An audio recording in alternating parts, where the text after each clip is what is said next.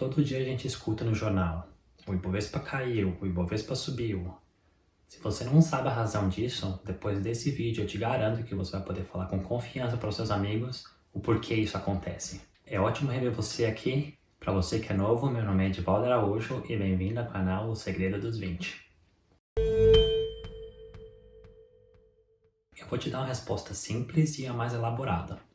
Vamos começar com a resposta simples. Quando você escuta que o Ibovespa subiu, isso simplesmente significa que existiram mais compradores naquele dia.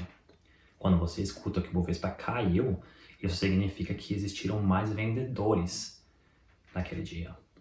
E vamos fazer uma comparação para ficar um pouco mais fácil para você entender. Tudo isso funciona na questão da oferta e demanda. Vamos supor que você tenha uma casa para vender e você percebe que a sua casa é a única casa disponível à venda no seu bairro. Isso faz com que a demanda para essa casa seja muito alta. Vários compradores fazem ofertas para você para poder comprar essa casa de você. Isso automaticamente aumenta o preço da sua casa. O contrário também é verdade. Quando você tem uma oferta muito grande, isso significa agora que você tem, em vez de uma casa disponível, você tem 100 casas disponíveis, os compradores vão ter mais escolhas de compra. E isso faz com que menos compradores se interessem pela sua casa. E isso faz com que os preços caiam. Então, se você coloca essa casa para vender por 500 mil reais e depois de um mês ninguém aparece, a única opção que você tem, se você realmente quer vender essa casa, é diminuir o preço. Então, você coloca para 450 mil, por exemplo. Um mês depois ninguém apareceu, você tem que baixar novamente o preço para poder atrair um comprador. Isso que acontece no mercado de ações. Quanto maior a demanda de investidores para uma ação, o preço sobe, e quanto maior a oferta de venda, mais os preços caem. Vamos para a resposta mais elaborada. A grande maioria das pessoas citam fatores como desemprego, taxa de juros, varejo, confiança do consumidor, dólar, mercado imobiliário ou economia como o principal fato para que o Ibovespa suba ou desça. Todos esses fatores fazem parte da resposta, mas o Ibovespa se preocupa com apenas uma coisa, e isso é prospecção de lucros. Ou seja, quanto maior a prospecção de lucro, mais isso chama a atenção dos investidores, mais investidores investem e maior é o preço da ação. O contrário também é verdade. Quando a prospecção de lucro é menor, isso não chama muita atenção dos investidores, consequentemente, menos investidores investem e o preço das ações geralmente cai nesse caso. Ou seja, o preço de uma ação é o reflexo do potencial de geração de lucro de uma empresa. E eu vou te dar um exemplo para você entender o quão importante a prospecção de lucros é.